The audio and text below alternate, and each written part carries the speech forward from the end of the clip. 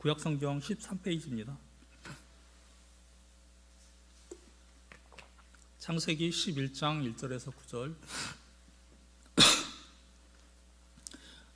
모두 찾으셨으면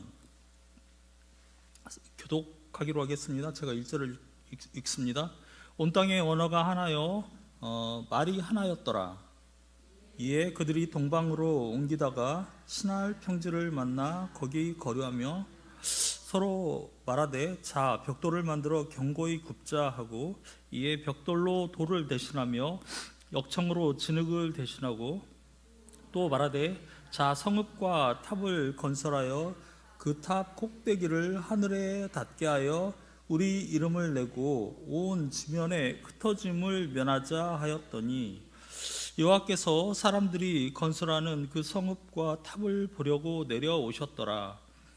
여호와께서 이르시되, 이 무리가 한 족속이요 언어도 하나이므로 이같이 시작하였으니 이후로는 그 하고자 하는 일을 막을 수 없으리로다.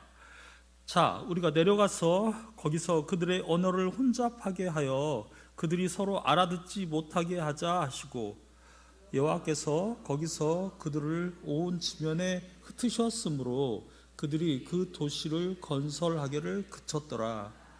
9절 다 같이 읽겠습니다. 그러므로 그 이름을 바벨이라 하니, 이는 여호와께서 거기서 온 땅의 언어를 혼잡하게 하셨음이니라. 여호와께서 거기서 그들을 온 지면에 흩으셨더라. 아멘.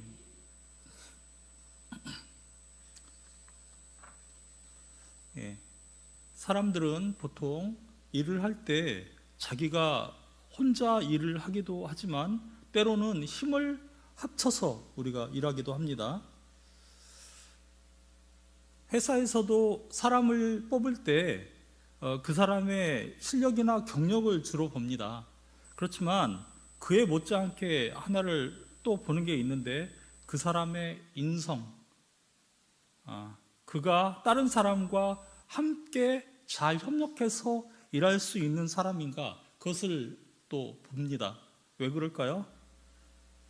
왜냐하면 회사는 여러 사람들이 힘을 합하여서 일하는 곳이기 때문이에요. 회사는 뭐 1인 기업이나 이런 데는 뭐 혼자서 하는 데도 있지만, 보통은 회사는 조직이에요. 말하자면 여러 명이 함께 모여서 일하는 곳이기 때문에 이렇게 다른 사람과 힘을 합하는 것이 중요합니다. 회사에서도 이제 이걸 보는 거죠. 다른 사람과 같이 일할 수 있느냐. 이렇게 다른 사람과 함께 힘을 모으는 일은 정말 중요하고 그 자체는 좋은 것입니다. 세상에 독불장군은 없어요. 아무리 자기가 뛰어나고 아무리 능력이 좋아도 다른 사람 필요 없다, 나 혼자 할 수 있다, 이런 사람 오래 못 갑니다. 다른 사람과 어울릴 수 있는 사람, 다른 사람과 단합할 수 있는 사람, 그런 사람이 필요한 것이죠.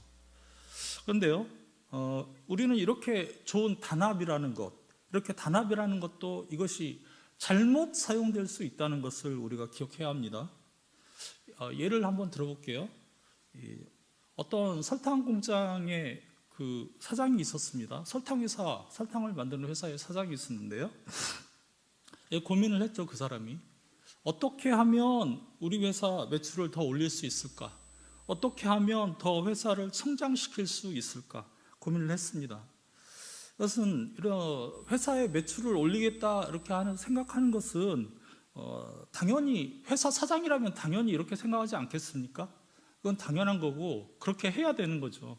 회사의 목적은 어쨌든 이윤을 내서 노동자들에게 월급을 지급해야 되지 않습니까? 그런데 이것이 잘못 방향을 트는 경우가 있어요. 예를 들어서 이 사람이 다른 설탕 공장의 사장하고 만나게 됐어요. 그랬더니 그 사람도 이제 비슷한 고민을 하고 있는 거예요. 자기처럼 어떻게 하면 회사의 이익을 더 많이 낼 수 있을까? 이 사람도 고민을 하고 있는 거죠. 그러니까 얘기하다 보니까 고민이 나오지 않았겠습니까? 두 사람이 서로 힘을 합치기로 합니다.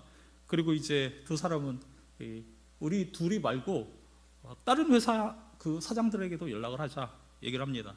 다른 같은 설탕 공장 사장들에게 다 연락을 돌렸습니다. 그래서 그 분야의 설탕 공장 사장들이 다 모여서 이제 서로 의논을 하게 된 것이죠. 그들이 비밀리에 서로 약속을 하죠.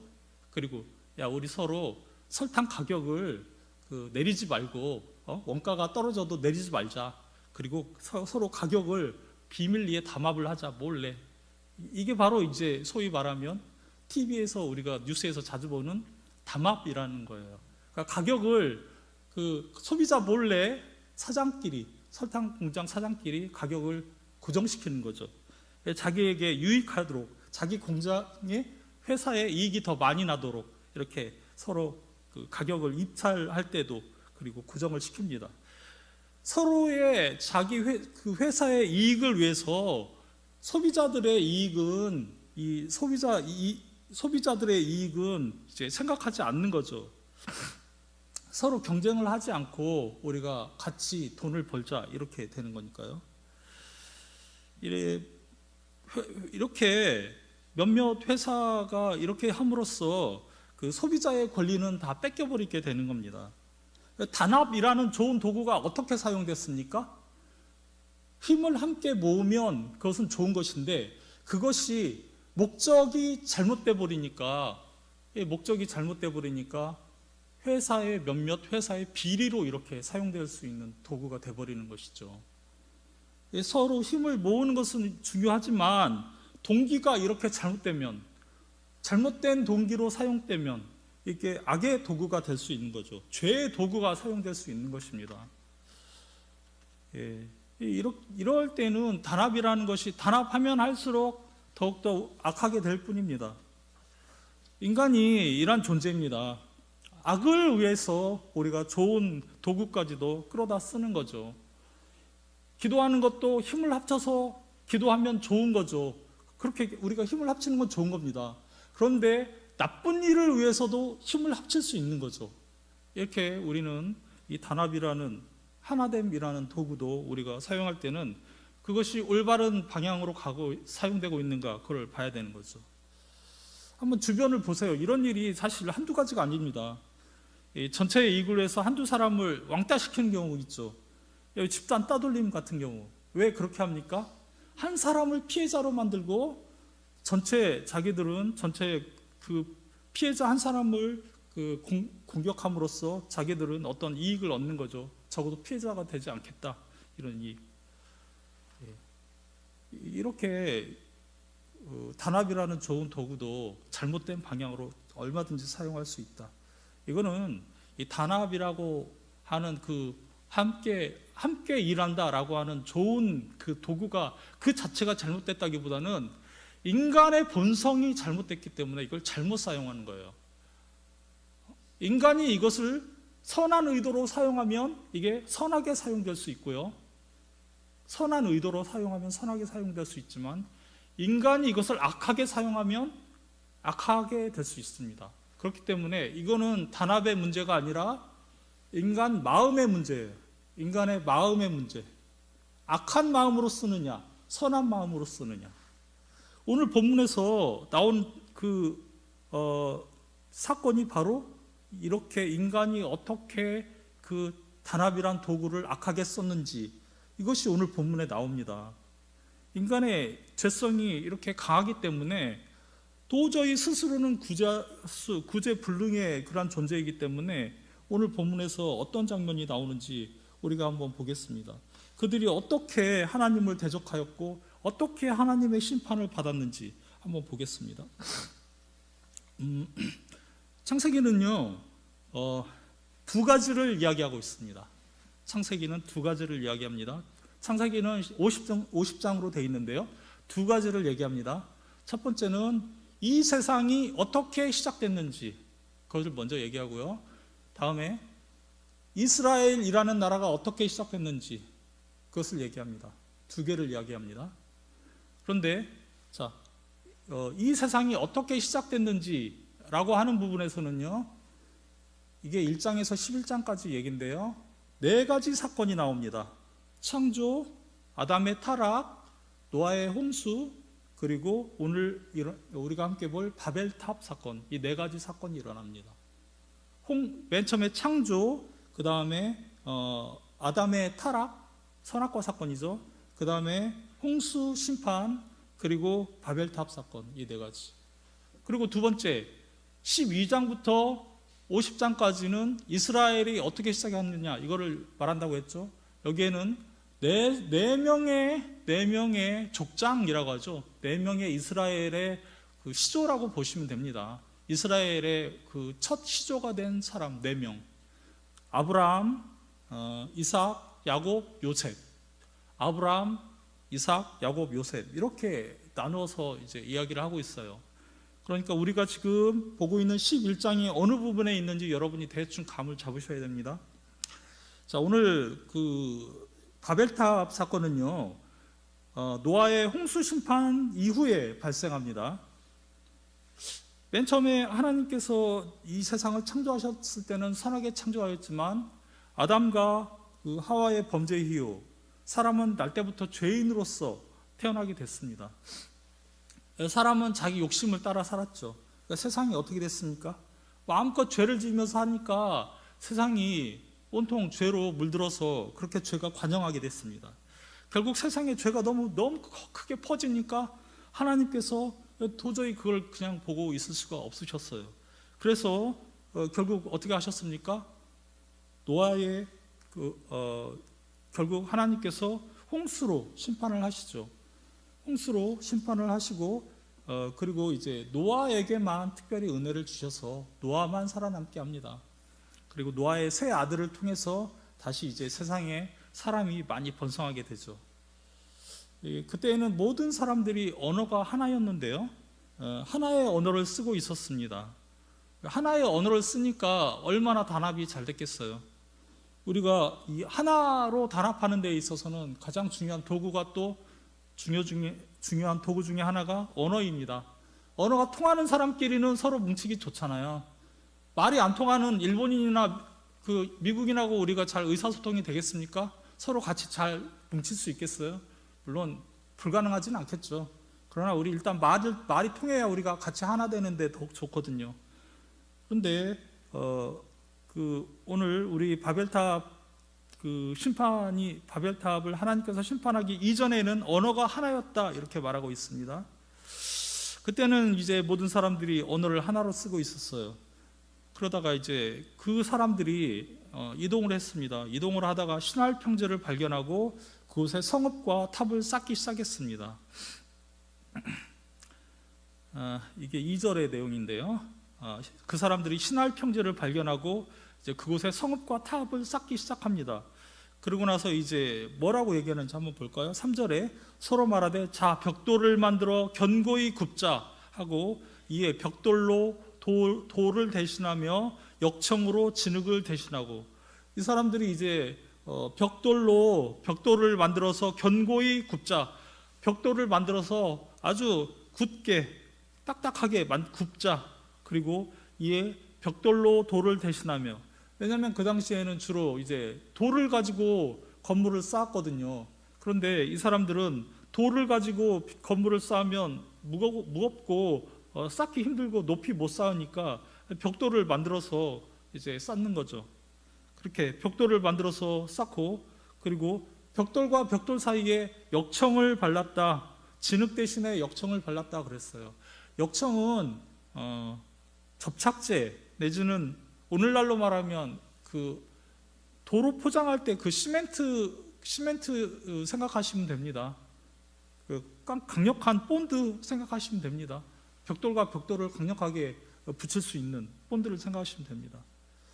4절에 보면은 이 사람들이 하는 얘기가 참 가관입니다. 4절에 또 말하되 자 성읍과 탑을 건설하여 그 탑 꼭대기를 하늘에 닿게 하여 우리 이름을 내고 온 지면에 흩어짐을 면하자 하였더니, 네, 그랬어요.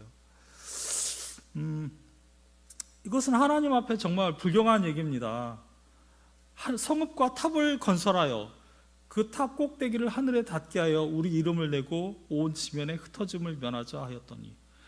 자, 먼저 성읍과 탑을 건설하자라고 되어 있는데요, 그 탑 꼭대기를 하늘에 닿게 하고 우리 이름을 내자라고 되어 있는데, 하나님께서 인간을 맨 처음에 창조하시면서 그들에게 복을 주셨죠. 그러면서 내리신 명령이 뭡니까?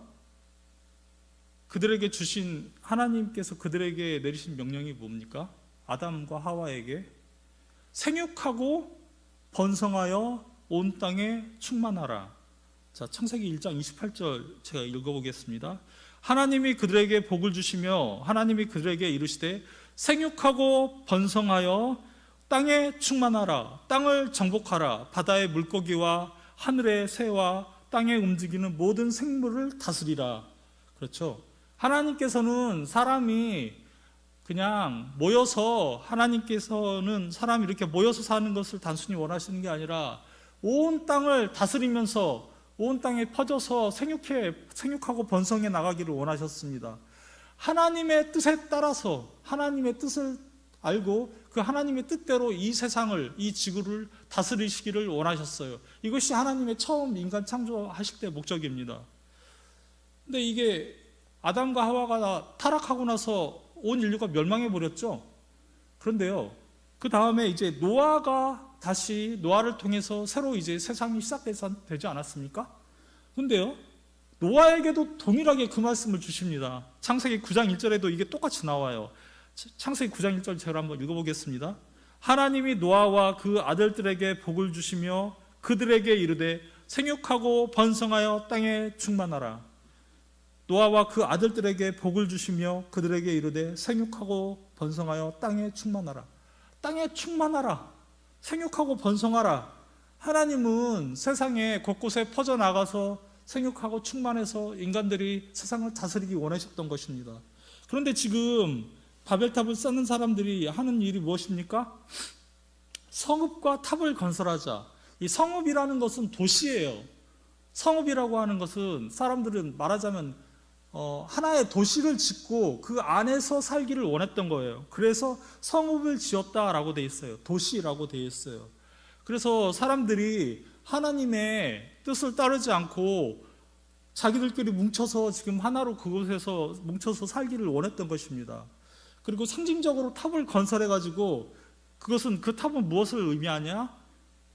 우리가 하나님보다 그 이름이 높아지겠다.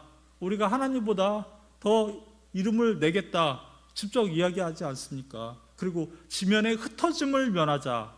그렇죠. 하나님께서는 온 땅에 흩어져서 생육하고 번성하라라고 했는데 이들은 지금 하나님의 명령을 거역하고 있습니다. 지면의 흩어짐을 면하자. 예. 그래서 이제 하나님께서 이렇게 명령하신 것에 그들이 지금 반역하고 있는 거죠. 하나님보다 자기 이름을 더 내려고 하는 거죠. 하나님보다 자기 이름이 커지는 것을 원하는 것이죠. 근데요, 이것이 바로 교만입니다. 하나님보다 더 높아지려는 마음, 하나님처럼 되려는 마음, 이것이 바로 교만입니다. 사실 이것은요,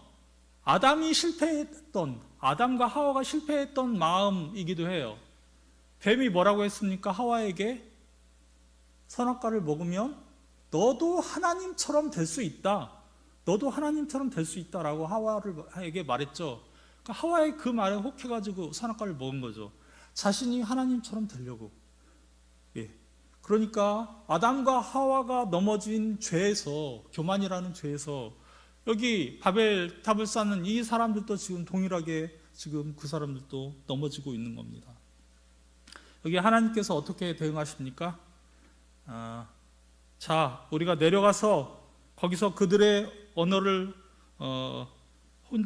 혼잡하게 하여 그들이 서로 알아듣지 못하게 하자 하시고, 자, 우리가 내려가서라는 말은 무슨 말입니까? 그들이 아무리 탑을 높게 쌓아봤자 하나님이 내려오셔야 될 정도로 하나님께는 도달하지 못했던 것이죠. 하나님께서 오셔서 보신 거죠. 자, 우리가 그들의 언어를 혼잡하게 하자. 언어를 혼잡하게 해서 서로 알아듣지 못하게 하자. 그리고 저 8절에 보면 여호와께서 거기서 그들을 온 지면에 흩으셨으므로 그들이 그 도시를 건설하기를 그쳤더라. 하나님께서 강제로 역사하셔서 그 사람들을 모두 온 땅에 흩어버리셨습니다. 그때서야 그 도시 건설이 그쳤습니다. 하나님께서는 이제 이렇게 심판을 하신 것입니다. 모든 사람, 이 바벨 도시 건설을 이렇게 심판하신 겁니다.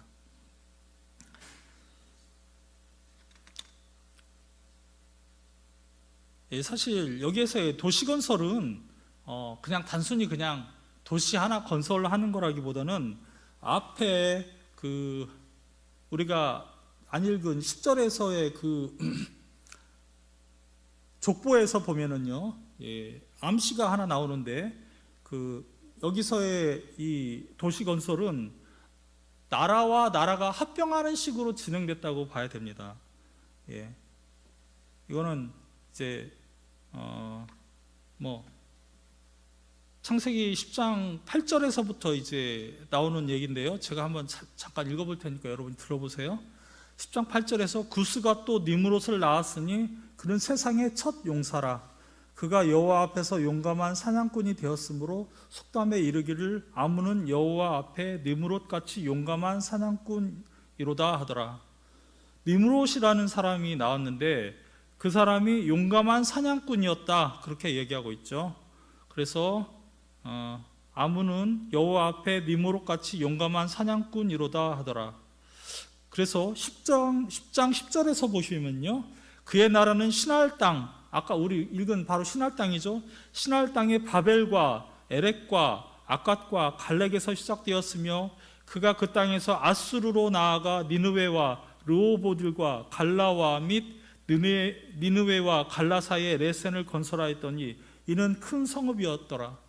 니므롯은 여기서 그냥 용사다, 그리고 여호와 앞에 사냥꾼이다 라고 할 때 그냥 동물 잡는 사냥꾼이 아니라 나라와 나라를 병합하는, 다른 나라를 침략해서 그 도시를 병합하는 그러한 전쟁 용사였던 거예요. 그래서 그런 식으로 도시를 건설했던 것입니다. 이 아담의 범죄 이후에 세상은 홍수로 일단 멸망을 당했는데요, 홍수 심판 후에 인간들이 자신들의 나라는, 인간들의 나라를 세우려는 시도를 했습니다. 그러나 인간이 세우려는 나라는 결국 실패하고 말았습니다. 인간들이 이렇게 세우려는 나라는 결국 하나님의 개입으로 실패하고 말았습니다. 홍수 심판 후에 태어난 인간들도 결국 죄인이기 때문입니다. 하나님의, 인간의 나라는 결국 실패할 수밖에 없습니다. 잘 살펴보시면, 성경을 잘 살펴보시면 결국 성경은 인간의 나라냐 하나님의 나라냐 이 얘기를 하고 있어요. 인간의 나라, 누가 주인이냐, 인간의 나라가 진짜냐, 하나님의 나라가 진짜냐, 이 두 나라 이야기예요. 어떻게 보면 물론 하나님이 어떻게 하나님의 나라를 세우시는지 이게 중심이 되죠. 하나는 그래서 두 나라는 서로 경쟁해요. 모든 인간은 이 두 나라 중에 한쪽에 속해 있습니다. 이 인간의 나라에 속해 있느냐, 하나님의 나라에 속해 있느냐, 모든 사람은. 이것은 아담이 범죄한 직후 하나님께서 곧바로 예언하신 것과 비슷해요. 창세기 3장 15절에 여자가 범죄하고 나서 하나님께서 이제 뱀에게 뭐라고 하십니까? 세 가지를 얘기하십니다. 뱀에게 내가 너로 여자와 원수가 되게 하겠다. 너하고 뱀하고 하와, 이 둘이 원수가 되게 하겠다. 두 번째로 내 후손과 여자의 후손과 원수가 되게 하겠다. 뱀으로부터 나오는 후손이 있고 여자로부터 나오는 후손이 있는데 그 두 나라가, 그 두 후손이 원수가 되게 하겠다. 그리고 세 번째로 여자의 후손이 올 텐데 여자의 후손은 내 머리를 상하게 할 것이다. 그래서 이것은 창세기에서 하와가 범죄했을 때부터 이미 예언된 내용입니다. 하나님의 나라 그리고 인간의 나라가 따로 구분될 것이다. 그리고 여자의 후손과 사탄의 후손, 그 두 후손이 서로 원수가 될 것이다. 그렇게 하나님께서 이미 얘기하셨던 부분입니다. 여자의 후손이 바로 하나님의 나라죠. 그리고 뱀의 후손이 바로 사람의 나라고요. 성경이 말하는 핵심은 간단합니다. 하나님께서 어떻게 자신의 나라를 만들어 가시는가, 바로 그걸 얘기하고 있는 거예요. 어떻게 그 나라에 하나님은 그 나라의 왕이십니다. 그럼 그 나라의 백성을 어떻게 만들어 가시는가? 이것이 성경의 이야기입니다. 죄인된 인간을 어떻게 구원해서 하나님의 나라로 들어가게 만드는가? 이것이 성경의 이야기예요. 자, 오늘 본문을 통해서 우리는 몇 가지 교훈을 얻을 수 있습니다. 정리를 좀 하겠습니다. 인간 나라는 결국 실패할 수밖에 없습니다. 우리는 이제 세상에서 살고 있습니다. 우리는 이 세상에서 살고 있어요. 하지만 우리의 국적은 어디에 있습니까? 우리의 국적은 대한민국에 있죠. 물론 우리의 국적은 대한민국에 있지만 우리의 진정한 국적은 어디에 있습니까? 우리의 진정한 국적은 하늘에 우리의 국적을 둔 사람입니다. 이 세상이 악하다는 걸 아셔야 돼요. 이 세상이 사탄의 지배 아래에 있다는 것을 아셔야 됩니다. 그런데요, 우리가 조심해야 될 게요. 그러면 이 세상은 어차피 사탄의 나라고 이 세상은 망할 나라 아니냐? 예수님 다시 오시면 망할 나라니까 그냥 적당히 대충 살자. 어차피 우리가 조금만 있으면 예수님 다시 오시고 망할 세상인데 이 세상에서 뭘 그렇게 열심히 살려고 하냐? 이렇게 하면 안 됩니다. 예수님 다시 올 때까지는 우리가 최선을 다해서 이 세상에서의 삶을 최선을 다해서 열심히 살아야 됩니다. 하나님이 세워주신 장소에서 최선을 다해야 됩니다. 주의 일이든 그것이 세상의 일이든 최선을 다해서 열심히 살아야 됩니다. 예. 성경에서도 게으름이나 어떤 또 그런 것들을 결코 하나님께서 게으름을 죄악이라고 말씀하시죠. 게으른 것을 하나님께서 죄악이라고 분명 말씀하시고 자기 그 가족을 부양할 의무가 있다고 분명히 말씀하십니다. 그렇다고 또 이제 너무 또 세상에 빠져서도 안 됩니다. 우리는 이 세상에서 살면서 하나님의 백성으로서 이 세상을 사는 존재라는 것을 기억하셔야 됩니다. 불신자들을 아예 또 배척해버려서도 안 돼요. 저 하나님 안 믿는 사람들, 어차피 지옥 갈 사람들, 이렇게 하면 안 됩니다. 우리도 불신자였던 시절이 있지 않았습니까? 우리도 하나님 제대로 만나지 못하고 하나님에 대해서 우리가 잘 모르고 궁금해하면서 지금 완전히 하나님과의 이 교제 안으로 들어오기 전에 그 시절이 있지 않았습니까? 그걸 생각하면서 그 사람들을 위해서 기도해야 되는 것이죠. 그 사람들이 어쩌면 나중에 교회 안으로 들어와서 우리보다 더 큰 하나님의 그러한 백성이 될 수도 있지 않겠습니까? 그 사람들을 위해서 기도하고 복음을 전하고 이 세상에서 최선을 다해야 됩니다. 하지만 인간의 나라는 결국 실패할 수밖에 없다는 것을 기억해야 됩니다. 인간의 나라는 실패할 수밖에 없습니다. 두 번째로 우리의 죄인됨, 특히 교만한 마음을 우리가 버려야 합니다. 우리가 죄인이라는 사실을 잘 우리가 느끼지 못합니다. 우리는요, 항상 죄 가운데 우리가 있기 때문에 그것을 몰라요. 우리는 지금 이 순간에라도 이제 마음으로 죄 지을 준비가 되어 있는 사람들이에요. 우리가 이걸 기억해야 합니다. 우리가 하나님의 백성이 된 다음에는 이것을 이길 힘을, 성령님을 통해서 이길 힘을 주셨지만 그럼에도 불구하고 우리 한 구석에는 옛사람의 본성이 남아있어요. 죄를 짓고자 하는 마음이 남아있어요. 우리가 끊임없이 성령의 도우심을 구하면서 우리가 이것을 우리의 옛사람을, 옛 자아를 경계해야 합니다. 하나님의 은혜는 쏜살같이 잊어버려요. 우리가 기도해서 응답받은 것이 솔직히 없습니까? 전혀 없습니까?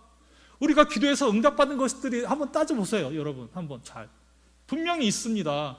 그러면서 하나님 앞에 기도할 때는 왜 이건 안 들어주십니까? 왜 이건 안 들어주십니까? 이렇게 하기 딱 좋은 거죠.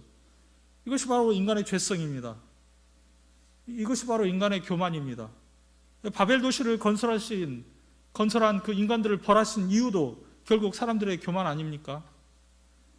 하나님 나라에서는 하나님이 왕이세요. 그리고 우리는 그분의 백성입니다.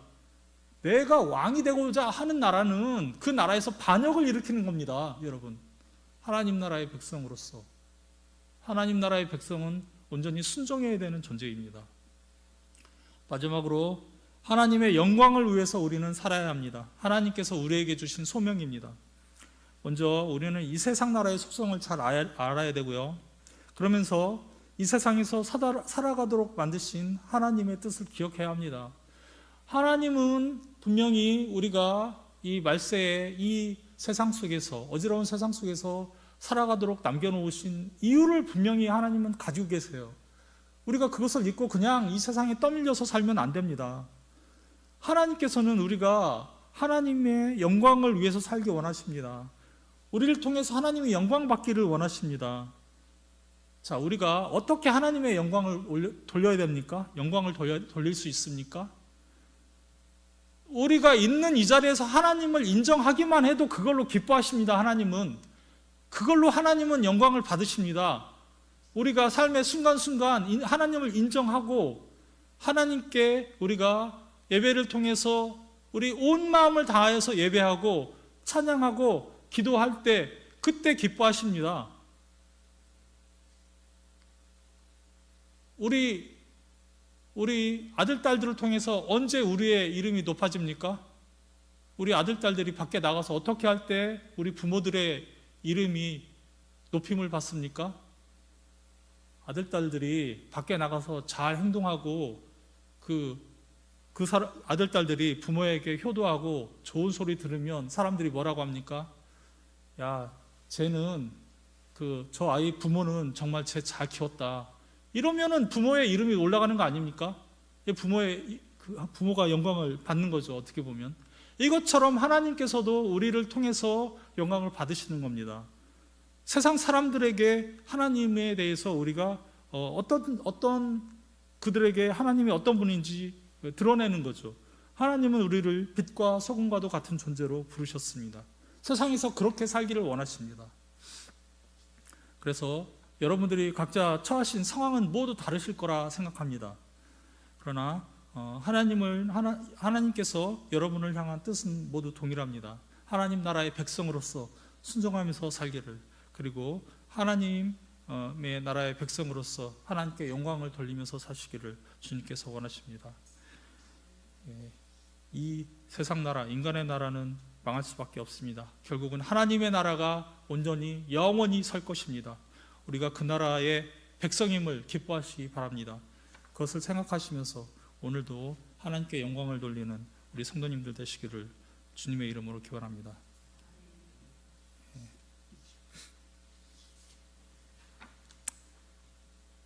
하나님 아버지 감사합니다. 주님께서 저희를 불러주시고 주님의 백성으로 부르셨으니 감사합니다. 주님, 우리가 그것을 잊지 않게 하여 주시옵소서. 주님, 우리가 하나님 나라의 백성이고 하나님이 우리에게 은혜 주셨음을 기억하면 우리가 어떻게 낭망할 수 있겠습니까? 하나님께서 우리에게 영원한 나라를 유업으로 주셨는데 우리가 그것을 생각하면 죄에서 사망에서 주님 영광으로, 그렇게 영광의 나라로 주님 이끄셨는데 그것을 생각하면 우리가 어찌 불행하겠습니까? 주님, 우리가 이 하나님 나라의 영광을 지금 이 순간 누리는 우리들이 될 수 있도록, 우리 성도님들 될 수 있도록 주님께서 역사해 주시옵소서. 모든 말씀 우리 주 예수 그리스도의 이름으로 간절히 기도드립니다. 아멘.